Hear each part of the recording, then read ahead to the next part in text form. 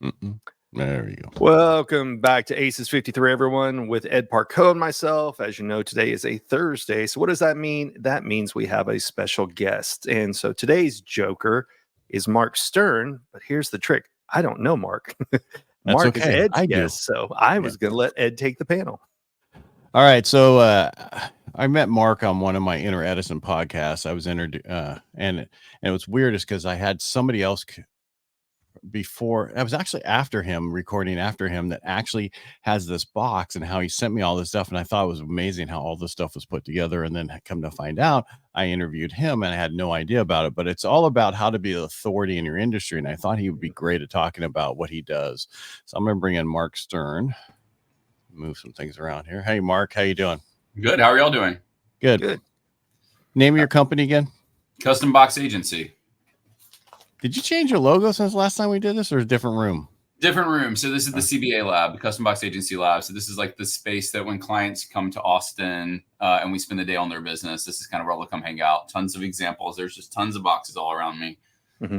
And I'm a child of the 80s. So there's lots of 80s inspiration that has influenced it as well. So where in Austin are you located? In Lakeway. Are you in Austin? I'm in Dallas, but I'm in Austin quite a bit because there's always something going on there or surrounding areas. Yes. I love it here. It's a good space. No, I would too, but you guys have this thing. It's called humidity. It's not as bad in Austin as it is in Dallas and Houston. Yeah. Dallas, well, Houston's the worst of all. Houston is the worst. Dallas is a very close. I thought San Antonio was the worst. San Antonio, a little bit. Houston for sure. Then it's kind of a toss up between San Antonio and Dallas. The nice thing about where Mark lives is less humidity, and it's very hilly. So it's called Texas Hill Country because the rest of Texas is freaking flat for a very, very long time. But out there's lots of cool like crevices and peaks and lakes. And the only problem with Austin is the infrastructure was not built to handle the amount of people that moved there. And so to get anywhere takes you forever and a day. Unless you live in a bubble like Lakeway. Yes. So I just have my like 5 mile radius of everything. So luckily, like the chaos of downtown, I avoid as much as possible. I don't blame you. All right. Now that we got out of the way where we live and everything, because I think it's important I'm finding out there's so much more going on in Austin and Dallas than anywhere else lately. And it seems like everybody's coming to the middle of the country, somewhat middle of the country, because it's easier for people. Where it used to be Las Vegas is huge. I hate going to Florida from, the West Coast just because it takes forever to get there. Right. But that's my take on. All right. So let's get on to how you started what you do. Because I don't think I know some people know what you do, Mark, but I was shocked at what you did with the box, because that's a unique position. If I'm going to send something out and I want to stand out, that's when they come to you. Yep. That's it. So a lot of where we play is when I left corporate America and became an entrepreneur, everything became so digital. And like I would buy these products and services or join these programs. And it was almost like I had to run through hoops to get started with the process. And a lot of what we focus on is one, we're really in the business of optimizing customer journey. So do you know how people interact with your products and services? And then two, how we optimize that is we will turn your business almost into a game. There's a clear journey that people can follow. And then with the box piece, it's really our vehicle, like the boxes that we create. It's about sending the tools and resources your people need to be set up for success out of the gate. So that's kind of where we play is, do we have a clear process of how people are navigating and getting the result? A lot of where we play is, how can you use this strategy to acquire customers or to better deliver on your products or services or to retain? Acquisition, delivery, retention are our 3 types of campaigns that we specialize in. And really, it's just meant to be fun. But what's so stand out about it is when you bring something physical to a digital experience, it just up levels that experience in a really powerful way. And this is just something I thought of. If you sell online, people have chargebacks, right? But if you mail them something and they receive something, then you actually limit that amount of chargebacks. It's one of the best strategies is if you have proof in the tracking information that you actually delivered something, it's a huge defense against chargebacks. What? So did you know? Go ahead, Brian. It looks like you had a question. It was just I didn't want finish your chargeback, and I want to answer something after that. So go No, ahead. that was it. That's all it is. It's besides everything else, but because one of the conferences I went to, the one guy was complaining about all the chargebacks he was getting, and he said, "This is how I changed it." And it was he would send out something to them on every single one of them, and then he stopped getting that. He could prove that he actually mailed them something, even if it was just an invoice about what they did and what they received. They received something, but this just adds a totally different. And that's not what we're here to talk about, is to alleviate your chargebacks, but just the unique boxes and stuff that you can do to make your product stand out more than anybody else. Yeah. Sorry, go ahead.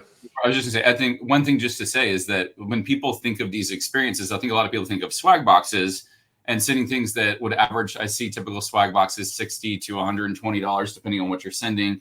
We joke and say swag means stuff without a goal. A lot of what we're focused on is the intentionality about what we're curating and what we're sending to the customer, client, or your employee. And so a lot of these experiences that we build out, they'll have 30 to 50 pieces in them, but it's not uncommon for our boxes to be $15 to $30, or a mailer being $2 to $6. So it doesn't need to break the bank. I went signed up for an online like virtual training or something. It was a 2-day speaker thing, and they sent a box like that, and it came with a pen. It came with some little like things you're supposed to hold up, like little signs, and it came with a book, and it made a difference because then you're thinking, oh, I did sign up for that. So it was a nice physical reminder to get.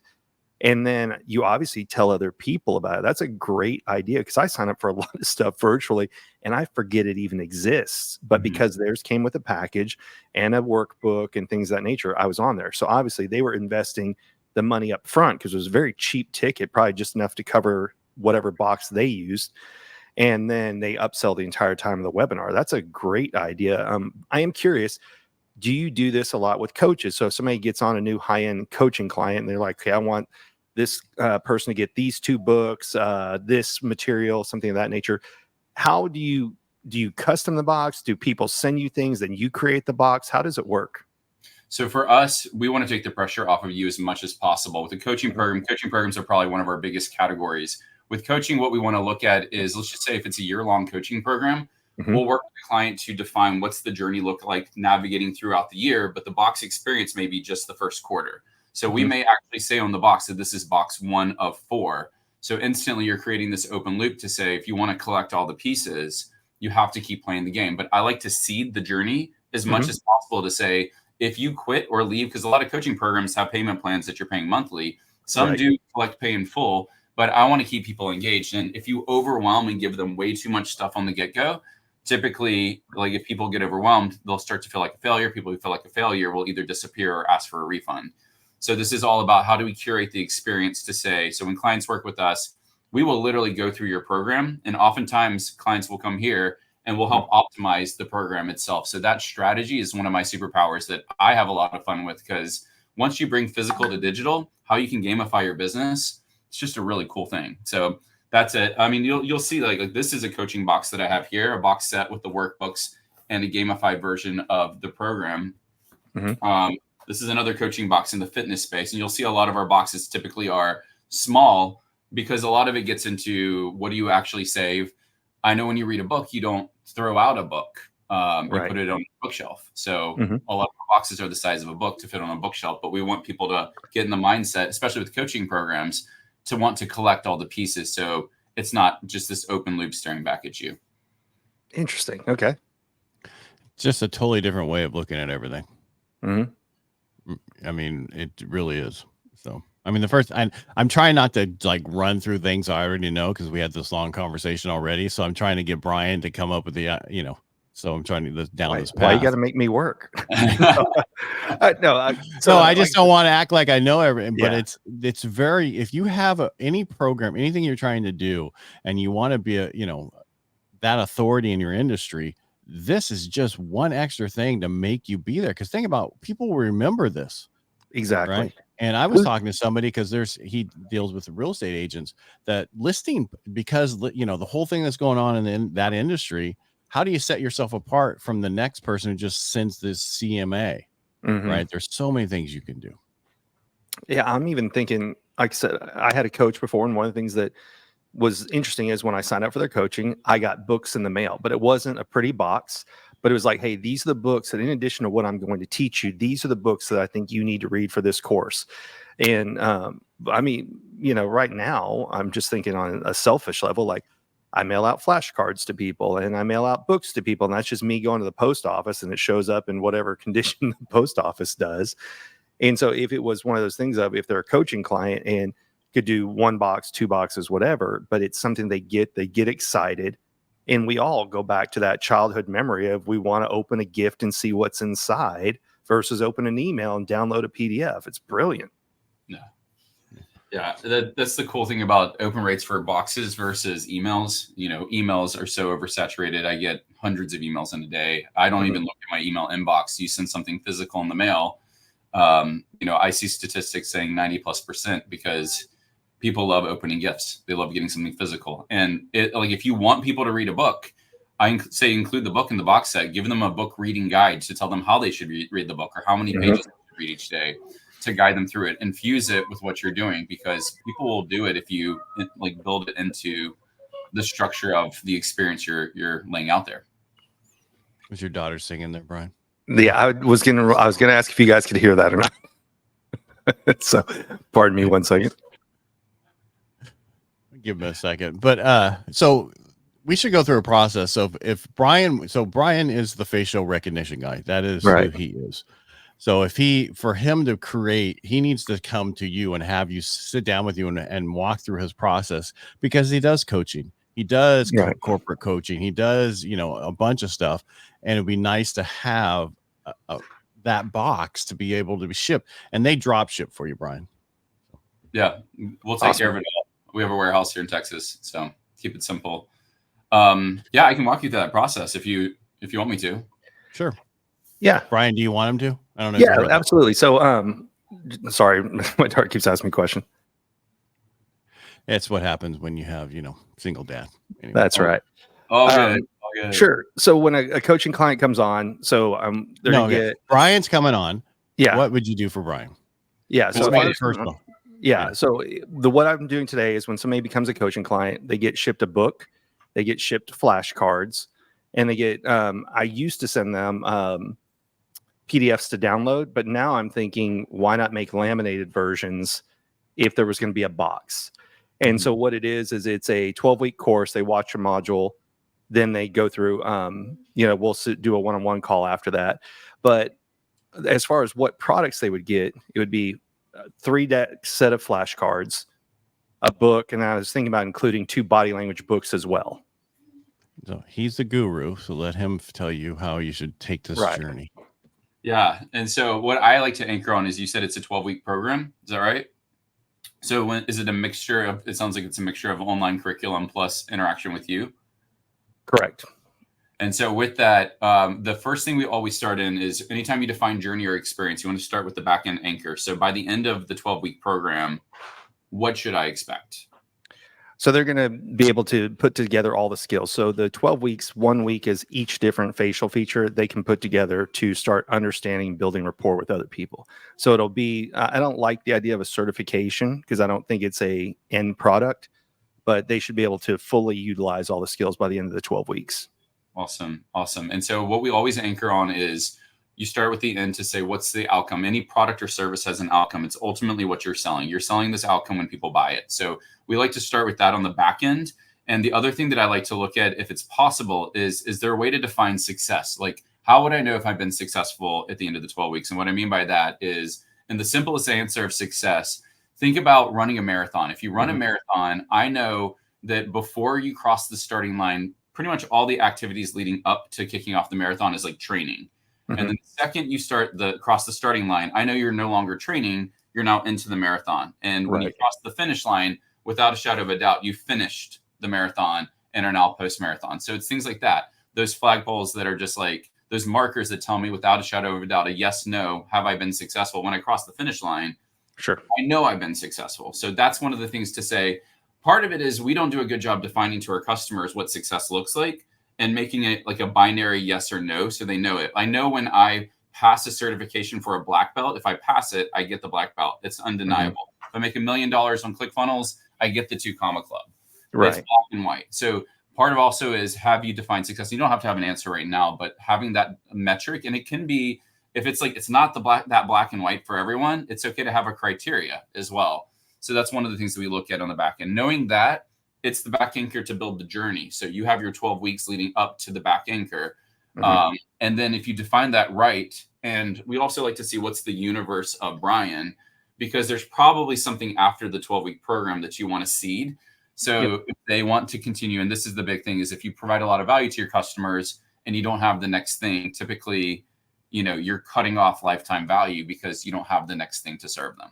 Sure, you're absolutely correct. So there's the basic one is 12 weeks, then there's an additional 4 weeks for intermediate, and then there's another 4 weeks for advanced. So it ended up being so let me see, that's 3 months, 4 months. Yeah, so they're 5 months total. So there's 5 basic modules, basically what you're saying? No, there's 12 modules in the basic, so that's 3 months. No, but each package. Yeah. Oh, package, yes. So there would only be 3, right? So it'd be a basic, an intermediate, and an advanced. But I like with what you're saying is when somebody's done with the basic, maybe they would get like a second box that says, hey, congratulations, some like little token of something saying that they've completed the basic, and then ask if they're ready to move on to the next one. I see what you're saying now. Like, what is that milestone, that mark that say, hey, I've completed something? We all like, a little certificate when we did something as a kid, like, hey, I finished this thing. I got a great idea. Yeah. All right. Do it. You know how you do when you're doing that challenge you showed me the other day, the last time, that race that you did, that you get the little pieces. Oh, I got this right here. Whew. So you get your face made. Right. And then you have 3 different pieces that get added to it, each module they get, and then they get the winning. Oh, that's an interesting idea. I see what you're saying. So what this is I did a Spartan race that I had no business doing back in, this was 2015, and it was not part of my identity at all. I just had this goal of doing a 5K each month. And when I did my Spartan race in 2015, this was just a race I was going to do, but they gave me my medal. So I knew I crossed the finish line, but then they gave me a third of a medal.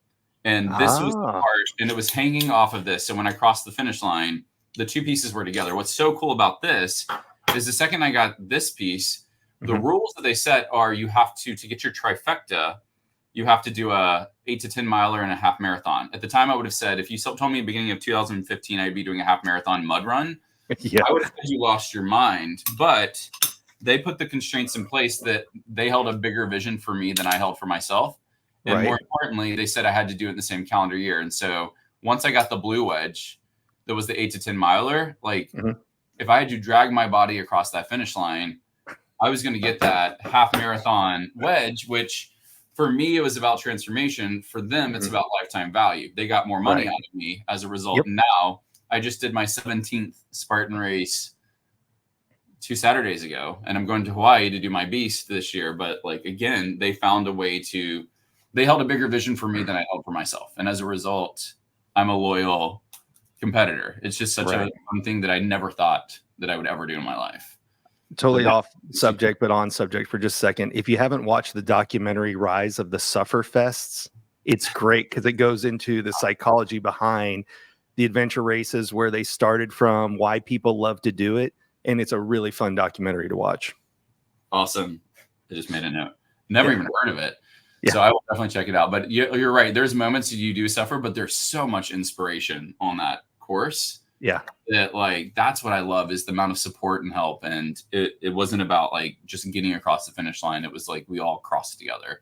So there's a lot of spirit in that race. But so if you have a basic, intermediate, and advanced, at the end of a process, we call it a jewel. Can you send them a jewel of something? You don't have to do something physical, but you're right. You could say they get a coin and you send them some type of display that has 3 coin slots. So they get the first one and the other 2 could be looking at them. It could be anything. We have a client that does water bottles, that every time you up level, you get a different color water bottle. Just that's what she wanted in her community. And you go to her events, you literally see tables of everyone with their water bottle that indicates where they are in their program. It's a multi-year program, and it's really cool because you could be sitting next to someone that is at the advanced stage and you're new, and just the level of conversation, you just have some insight into them. And it's just a mark of, where they are in the process. So the jewel can be anything. You don't even have to do physical, but most of the time we do love to see, you completed this. Let me reward you in some way, because people like to be recognized. People like to be seen for like what they've achieved. So those are things on the back end that we love to do to celebrate.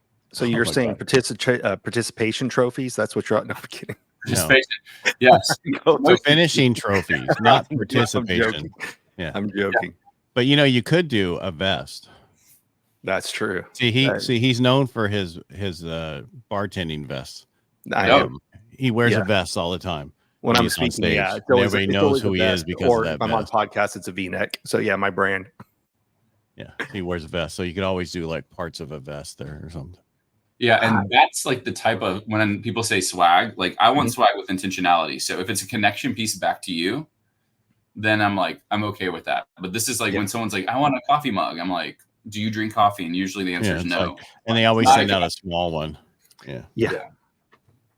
So that's on a side note, like this one that I drink out of, somebody put my logo on a tumbler, right? And so it was one of those things. I was on their podcast. I got that as a gift afterwards, and I drink from it every day. Why? Because yes, it has their logo hidden in the back, but it was more about they put the time to put my logo on it for me as well. So people love personalized gifts or something that, like you said, makes them stand out. I can't tell you how many seminars I've been to where instead of the water bottles like you're talking about, they all have the little bracelets, right? And what color is your bracelet? Says how far along you are in the program. So this is really cool ideas.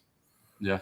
And the other thing I would say for you is if it's a 12-week process, it's not uncommon that a lot of people, what they like to do, I'll show you in this box. Anything that we do inside a box experience, I want a welcome note. I want a getting started guide. So it's a multi-page booklet that frames up, like reinforces why they bought this program, indicates what they have access to, seeds your universe, and talks about the journey they're about to go on. And so always we have some type of like getting started guide, a physical journey map so they can see a one pager of, like, for you would be the 12 weeks all the way to the outcome. And then it's not uncommon for us to have what we call a series of rip and reveal envelopes. So you can see week 1, week 2, these are upside down. Yeah. So for each of the weeks of this program, this is an 8-week nutrition program. And this is box 1 of 6 for this client. But each week they get to earn the right to open up a new envelope, and it has all the tools they need for that week. So if each week had a different theme for all the different facial expressions or the things that you're calling out, then that's something that you could start to bring to life. You can have a dashboard that they have stickers that they start to fill the dashboard as they master the different skills or scratch offs. But you can do whatever you want. The cool thing about your experience is everything's customized to you. So all we will do is start picking your brain, and the second we know there's certain things that you want, the amount of stuff that we've rebuilt for clients or created from scratch. I mean, I just want the experience to do what you need it to do to get people results faster. And that's it. Right. Yeah. Wow. I told you you'd be good. Yeah. I'm just sitting here thinking about not just the amount of people we know that should do something like this. Like, we know somebody who puts on an event twice a year, and he's good about sending unique things out. But I'm sitting here thinking, how many people, when somebody signs up for a high ticket event, you don't get anything from them? You show up and you email. Get your swag when you show up versus it getting mailed. And the other strategy that you mentioned is that I think people think, you have to have a high ticket offer, a $1,000, $2,000, $5,000, $10,000, $25,000 offer. The power of, like, even self-liquidating, we're about to start testing overnight as a strategy. Imagine doing a $97 workshop just to get people in. And as part of that, you self-liquidate the cost of the box and overnight shipping. Part of it is, it's not about the $97 offer. It's about seeding to upsell them into the higher ticket offers. If this is the experience I get for 97, what's it going to be like when I upgrade to one of your higher ticket programs? That's just it. I agree. Yeah. We can't hear you, Brian. I was going to say, I love your departure and arrival signs behind you. Yeah. What's that? I love your departure and arrival. Oh, yeah. I used to travel a lot more. So, it's just departures over here, jealousy, regret, all that. What do you want in your life? What do you want to leave? This was a good example of one that I got. So they sent a 1 day. It was like a 97.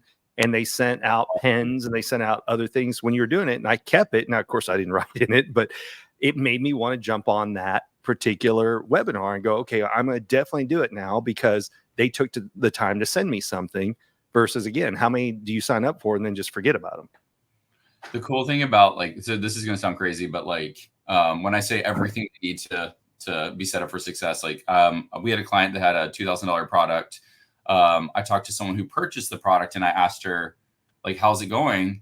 And she's like, oh, it's good. And she's like, I haven't gotten started yet. And I was like, why? And her response was just because she hadn't found a pin yet. Like, $2,000 product, hadn't found a pin, didn't get started. And so this is why, like, it sounds silly, but for all the boxes, I'm like, include a pin, include the writing utensil, because I want no excuses as to why they can't. We even gave you the pin, so you have it out of the gates to be able to go through the experience. But sometimes it's things like that like put up these blockers that just people stop. And someday they have the intention of doing it. I want them to know they have everything to get started the second they open that box. Yeah, I mean, Brian's really thinking hard now. See, well, I was just thinking, like, we're talking. I always say no. Yes, and hey, Brian. Yeah. Don't worry about the other people in our groups. Worry about yourself. Show them, and then once you do it, then they'll know exactly what to do. Focus on yourself. I just am thinking of all the events I go to. That imagine if you had your lanyard ahead of time, so when you're going to something, you bump into people at the airport. Because I know, like Joel that we met, is because I was wearing my 10X lanyard at the airport. And that's how we got started talking. But imagine if people are having an in-person event and there's something that identifies them, and then they bump into somebody else at the airport they don't know yet, and that becomes their buddy for the event before they get there. I just was thinking larger scale. So for when we do in-person events later, Ed, that's something we should look to do. Yeah, we're already here. That's why I've talked to them. So you're gonna go to Austin, get yours all set up. So yes, I will. We'll figure it out. Yeah. No, I'm just trying to figure out what I'm going to do with my book and other stuff that I do. So, yeah, that's the fun part, though. Is like our big motto is like, if it's ever been done by mankind or womankind before, we're going to figure out a way to do it. If it needs to be manufactured, created, this is kind of where we get to have fun. Is just to see, what's possible. Yeah, and the best part is they do everything in house now. Very cool. Trying to keep it simple. If you had to, like, from the second we define the strategy, all the design work we can take care of. We are distributors, so we can source. We have sourcing partners globally, and then we have our warehouse, and we can easily distribute globally as well. So we try and make it as easy as possible for our clients, so you don't have to figure out, okay, now we have this belt. Now what do I do with it? We can take care of all of it. With more and more people going to online businesses after the pandemic, can you guys ship things international too, or is it mainly just US based? Oh, we ship everywhere. So we have partners everywhere. Yeah, we've been shipping everywhere. You have to in this day and age, and it's amazing because the amount of businesses that relied on live events that completely did not think online events would work, and then they pivoted to online, and all of a sudden had this much larger global audience. You have to do it, and especially when the timing hits right. Like when someone international receives a box, especially if it's tied to an event or a coaching program, they tend to get louder than the people in the US because they're so used to not getting anything. Yeah. So all of these, like, yes, it costs a little bit more. We usually say international shipping benchmark maybe $32 a box. Yeah. That's what we see, but like, it's so worth it because, and even if they get it the day after the event, just based on when they signed up, they still get loud about it. They're still grateful for it. So, that's the power of saying I would always ship international if you can. Perfect. Because I think that's something people don't think about. They think, oh, well, if there's going to be a box, it can only stay stateside. So that's good to know. Yeah. Well, it depends on what you put. Is there a certain alcohol you put in this box? That's a good question. Well, you're saying stateside. There are usually reasons. Yeah. No, like I even run into when people want to buy the flashcards. Like I go to the post office, and sometimes like to ship them internationally is more expensive than the postcards. I shipped one to Finland, and it was $86 to mail the flashcards, and the flashcards cost $97. So, oh my goodness. Yeah. Yeah. Then that's the good thing about a fulfillment partner is they're going to get significant discounts. Like we have relationships with FedEx, UPS, all the players. So we get bulk discounts as a result of the volume we do. So, right. But yeah, you're right in that model, especially with, I don't know, is it like flashcards like this size or like half this size? Yeah, they're it's a little small. It looks like a deck of cards, but there's 3 different sets of them. Yeah. So flashcards are hot right now. Flashcards are a big trend that like it is a new opportunity. And they're sometimes cheaper than a book, to have produced. So yeah, well, the good news, they're already produced. So and I know, thank you, Ed, for letting me take over this one. So the guy that taught me, he's got a whole garage full of the flashcards, and he just, when people buy them, he sells them. He goes in the post office and ships them, and I'm, as my way to pay him back for teaching me the skill, I help him get rid of his flashcards also. Well, I sell them. I shouldn't say get rid of, but I think he wants his garage back, if you get my drift. And yeah, so it's fun because people like the flashcards. Books can overwhelm people, and the way I explain it is, when I was in school, I got a math book, but if I was studying for a test, I made flashcards, because flashcards just have that ability to, you take what was in multiple pages and you condense it down to what you really need to learn. And then you turn around and you say, okay, this is what I need to know. This is the bare basics that I can put into practice. And that's why I see flashcards. If anybody ever offers flashcards, I buy that before a book. I don't care if they're more expensive. I bought a set of body language flashcards the other day. Why? Because they're fun. You can take them with you versus another book that's going to weigh you down. So It's awesome. It's awesome. We're about to launch our first official product. I had my mentor look at me and he's like, you built all these boxes for all these people, but you don't have one for yourself. And so felt like he took a knife and shoved it in my side. And I was like, okay, we need our own boxes. And so we have a couple of boxes, but the first one is a whole box set that does have flashcards. It is cards. Yeah. The reason we did the cards was it was just a brilliant way to lay out. The whole point of this box set is your customer acquisition strategy, a visual way to lay out your customer acquisition strategy. Just because if you don't understand how you're getting customers or what your options are, you could be leaving a lot of money on the table. So I'll send you both a set once that, I think I should have them in the next month. So awesome. No, I appreciate that. Yeah. Mark, this is what you do for a living. Is there anything we didn't ask you that we needed that we should have asked you? No, I think you've done a great job. It's, the biggest thing that I try and tell people is that, like, the sky's the limit when you start to, if you talk about experience is seen through the senses, sight, sound, touch, taste, smell. Disney has it mastered. There's certain people that just have it really mastered. Eating inside a restaurant is a different experience than getting takeout. Watching a movie in a movie theater is a different experience than watching it at home. Online, digital, they only tap into two senses. It's what you hear and what you see. So like YouTube, what you see and hear. Facebook, Instagram, what you see. Podcasting, what you hear.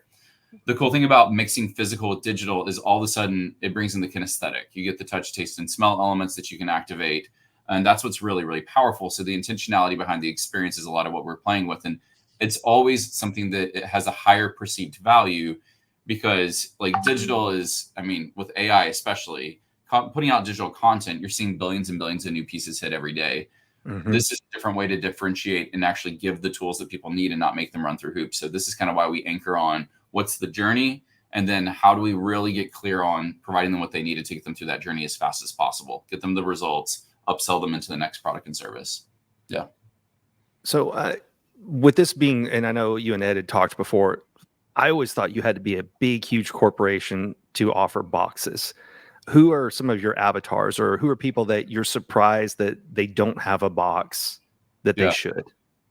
Our big avatars, and we have like 5 different categories. Coaches is probably our biggest one right now. Software as a service is it's a growing category for us, because it's looking at what are the first 30 days? How do I get you to stick in the first 30 days? So can I build an experience to lock people in? Service providers, doctors, lawyers, chiropractors, realtors, that's a growing category as well. A little bit more physical to local, or physical to digital and local. And a lot of like giving people the things that they need again. So we have a lawyer we're working with right now that's, if people take certain actions, and he's a personal injury lawyer, they can get a better settlement, but they need to know what they need to do. So how do we gamify that? And the last 2 are e-com, just like products like this. And info products, courses, virtual events, challenges, all fit in that info product category. So those typically are our big 5. If people, most of our clients, I would say on average are doing $500,000 up. Mostly I would say average about $1 million up. But like for me, if with a brand new product, if you have a brand new product that's not really been tested too much in the market and you're new to the game, I would probably steer you away from boxes just to like validate the concept. However, if this is a product that you've tested again and again and again, it's pretty dialed in, like you start to become a really good candidate to do it. And my big thing is just like, again, stop making it so hard for people. Like give them what they need. So this is why, like the way we do boxes, it's not uncommon for them to be between $15 and $30. So if you have a 97, 297, 997 plus, Mhm. $25,000 offer, I wouldn't bat an eye. It's just different strategies of how I would create it. Do you see a lot of people do the unboxing? Like I remember pre-COVID, so like 2016, 2017, there was film yourself opening up your ClickFunnels box. But I haven't seen anything like that in a very long time. Do you see that when people get a physical box, it helps because they're excited to open it? So sometimes they film it and they put it on social media, which then helps the box's creator as well? Absolutely. Like for us, that's what got my attention, because when I stumbled upon this was never meant to be the business. Mhm. But like I did a virtual event and I created a publication, and the publication featured all the speakers. What I didn't expect was that all the speakers would then start to show off their spread in the publication on Right. social media, take pictures. Then people who bought a ticket to the event that I put on, they started teaching from it. They would go live in their Facebook group showing off parts of it. So they started selling my product for me. And even when we did our first box, which was a high ticket online box, which was like teaching you how to launch your high ticket product, Yeah. the amount of people that would see other unboxing videos, buy the product, and then do their own version of it, it's incredible to see that, we're seeing average of about 3 to 7 minutes per video. And Yeah. even if 20, 30, 50 other people have done it, people still want to do it themselves and show off the box experience. So in that sense, like when you activate your audience in a really powerful way, they become the ambassadors, like starting to sell the product. And I would say incentivize that behavior, encourage it, enter them into a drawing, like give them access to a special event or bonus. Because people get really excited about the opportunity to go deeper. Okay. What's the average number of boxes you should order if you want to create? I should go 2 things. What's the price to run this through? And then what's the cost? How many should they have? 1,000, 2,500? What is the amount that they should do? My happy spot is about 1,000 boxes, because once you hit 1,000, we can start looking at overseas, which just unlocks a whole nother division of like what's possible. And I think typically 1,000 is a breaking point that you see costs drop significantly. We have clients that do as little as 250, 500. We have clients that do a lot more than that. We have clients that have gone upwards 15,000. So just know that this is a game that the more you get, the less it is per unit. The less you get, the more it is per unit. We usually say as a bottom 250, because by the time you do 50 or 100, you might as well do 250. Right. Because you're paying such a premium at 50 or 100. You're paying the same setup costs that get amortized over the 500 or 1,000 unit shipment. So that's kind of why like 250 is what we say is that base. You can go below it. If you said I needed to do 10, we can tell you how to do 10. It's just you're going to be paying an arm and a leg for boxes. So.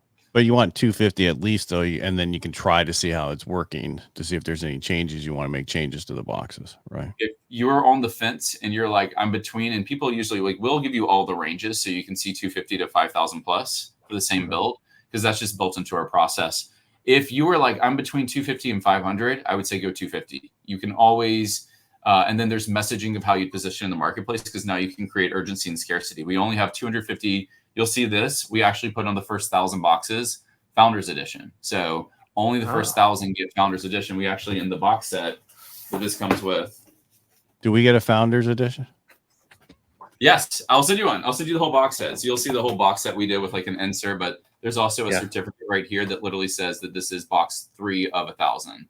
And so the cost of doing something like this, pennies. I mean, everything on earth is limited edition. There's only so many Brian Black V-neck shirts out there, but it's a finite number. The difference is some marketer came forward and said, let's make this limited edition. Let's control it. So the first 1,000, you can be a founding member. People take pride in the fact that they can get a limited edition or a founding member set. But the second that we sell out of this 1,000, then it's just standard. We'll continue to produce it. But like Ed, to your point, though, I would rather you sell out of the 250 and do one of those types of tactics, get the insights, because chances are, I mean, this is not like a digital product that you can just upload a new video or PDF. Once you go to print, it's printed. Your choices are to ship, as is or to reprint. And so in that model, it's okay to say it, reprint. Let's update the journey map. Let's switch out these pieces. That's the perfect time to do it. So you can always get more, but the messaging is going to be really critical for your people. Because the second that, if you did 250 units, the 251 person just needs to know that they're in the next wave, that they'll get their box. But that's all about expectation setting at that point. Because didn't you have a YouTube person who did like so many boxes and then they were limited edition for when they hit certain points or something? Yeah, they did 500 boxes that sold out in like 14 minutes, and it was a commemorative box to sell it. And so people got angry because they wanted that box. And so the next time we did it, we ordered higher quantity. But like this is like that's the power of, and that was interesting because it was a very different style box, a commemorative box. I was like, let me see how this goes. But it was really cool to see that people felt so connected to her journey and part of her world that, people took pride in the fact that they knew her when she had 500 subscribers, 1,000 subscribers. So to feed that and nurture that, like, it was just really cool to see the power of getting this commemorative limited edition box to celebrate, because her journey was their journey too. And she wanted them to feel a part of her success. Yeah. So a lot of our audience is, like you said, coaches, they host live events, something of that nature. What's the process to work with you? So it's like a discovery call. Then let's say that they move forward with a box, and you mentioned that you do everything in-house, creation things. So from the day someone says yes with you, what's an average turnaround time to create what's going to go in the box before they're ready to ship? Yeah, so we tell people you don't need to know like the details. We'll figure that out through the workshop. So phase one, after the discovery call, and they're like, let's go. It's what we call activate. There's two key elements in that. One is a strategy session. It's virtual. It's 2 hours. This is kind of where we break your business down into 10 different categories. And we do that because I need to see the big vision, and a good experience will seed your universe. So it starts to prep the next step. Then if there's anything that we need to go through, tools, resources, frameworks, we'll review all of that before the all-day workshop. And the all-day workshop, people like to come to Austin because you can get your hand on samples, and it's just fun to be in the room. But we have clients that do it virtually as well. But in that is where, like, I don't want to show up and learn about your business. I want to be pretty smart, and my team as well. So when we show up for that workshop, we can hit the ground running. So that's phase one. That could be as little as a week, to go through. The goal of that is to come up with the blueprint, and then we'll give you the timeline to deliver it. We'll also give you estimates based on the vision. So you can see, like, before you advance to the next phase, how much is this whole campaign going to cost? You need to know your numbers and potential profitability. Phase two is called build. This is where we do our kickoff and a brand identity session, because most of our boxes have like 30 to 50 pieces in it. Sounds like a lot, but when it's all organized, it's just all comes together into a really cool experience. But we do that because people want to either, like, we can mimic your branding. If you don't have, we can up level your branding. That's what most people do, to say, can you just take this to the next level? Or we can rebuild it, like help you reimagine it. And then from there, we'll do all the design based on the blueprint from the first phase. By the end of that, everything's ready to go into production. So phase three is what we call delivery. And that is where we send everything into production. We assemble everything. We activate the warehouse, and we get it ready to go. So phase two for build, when we're actually building out that process, it's about a 2 to 3 month period, because we have to get all the inputs and all the pieces and work with you to get those completed. It just depends on where we land on phase one, if it's a 2 or 3 month process. And then the final phase with the workshop, it could be as little as 2 weeks to a month and a half. If we're going international, it takes a little bit longer to get things in hand. But once all those boxes are ready to go, we can ship within, usually we say if an order comes in before 10 a.m., it'll go out same day, if not next business day. Wow. So we have that process pretty dialed in. Very cool. So 2 to 3 months is a good benchmark. It just depends on the complexity end to end. What's the cost for the getting the whole thing ready? Is there a cost for that? Yeah. So for our services is probably the biggest cost. And for that first initial phase, it's $10K. And then for the build phase, it goes down to $5K. And then delivery, it goes down even further. And so a typical build, when you look at phase one and phase two, for most clients, is probably between the $20,000 to $25,000 range for the setup. Hard cost of goods, we want to get you the best prices possible. So like I said, my happy zone is for boxes, 15 to 30 bucks. And whatnot. And so that's kind of like, those are the big numbers that we say. Shipping for US, we like to do UPS. The reason for that is UPS arrives in 1 to 3 business days for 90% of the US. FedEx in the US has lost more packages than anyone else that I've worked with. And USPS will get there on its own time someday. But UPS is like, in this game, especially with experience, when people order, they want that box. They want that instant gratification. So UPS has always been super reliable for us. So usually 15 for US and 32 for international is usually what I'd benchmark. But we run through all the models with clients, because you need to know all these numbers. Yeah.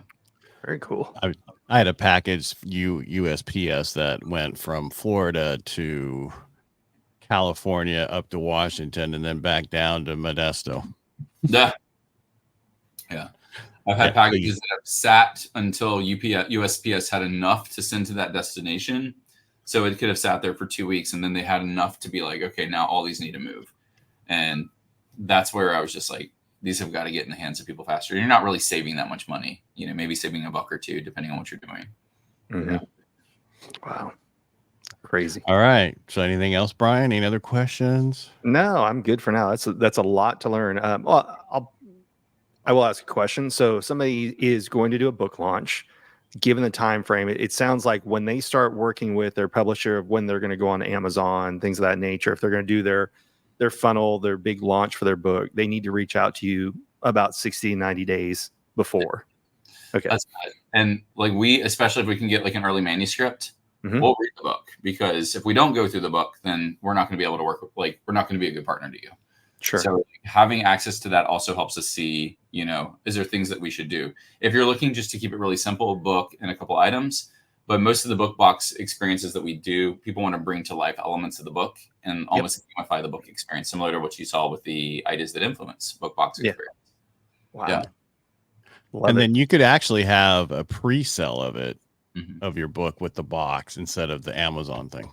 So. And we could do the mock-up and all that fun stuff too. So mock-ups are easy to do. We do the box out of the gate, because even like by the time 30 to 60 to 90 days out, you're probably going to have your book cover already done. Right. And some people can feel. We've had people ask us, can we design their book cover, because they know they want it match to the box. Match the box experience. Wow. So all of that's not a problem to do at all too. Yeah. Okay. Very cool. One more time. Any other questions there, Brian? No, that was my last one. We know a lot of people are going to be launching books, so I want to make sure if they're ready, they can reach out to Mark. Well, yeah, it's just how they do it. And so, So Mark, what's the best way for people to reach out to you? Yeah, best way is you can go to our website, customboxagency.com. You can always hit me up on Facebook or LinkedIn, message me directly, Mark Stern. So those are the easiest ways to get it. But yeah. All right. Thanks for being here. Brian, thanks for being here. Mark, thank you so much for coming on. I knew that you would give a lot of information for people to understand how they can make themselves be the authority in their industry. Yeah, that's awesome. Ed and Brian, appreciate the time. Thank you. All right, everybody. Thank you so much for being here. We really appreciate it. The best way to support us is go to our YouTube channel, Aces53, and subscribe, and we'll talk to you. Oh, almost forgot. We're not here next week. We're taking next week off because of the summer, and we'll be back the following week. Sorry, Brian. I almost forgot. Hey, you remembered. Yeah. All right, everybody. Make it a great day. Thanks for being here. Bye. Thanks,